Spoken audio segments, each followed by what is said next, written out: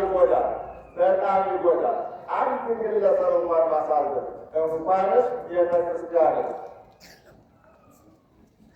ሐዋርያው ቅዱስ ጳውሎስን እግዚአብሔር እንደዚህ ያለው ቅዱስ ጳውሎስ ምዕመናንን ሲያሳድድበት በነበረ ጊዜ እግዚአብሔር ቅዱስ ጳውሎስን ምን አለው? ጳውሎስ ሆይ አለው የሾለውን ነገር ብትረገጠው አንተ ነህ የምትጎዳው ወይስ ሽሩ ነገር ነው አለው።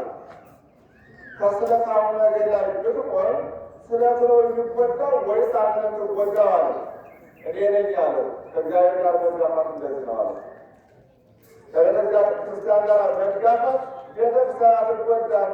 ከድንጋይ ላይ የወደቁ እናንተ ናችሁ።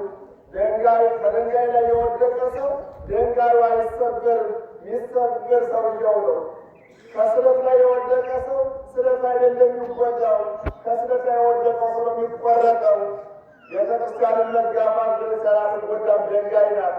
ቤተክርስቲያን ስለት ናት፣ አትጎዳም። መስሏችሁ ወገኖች ተው።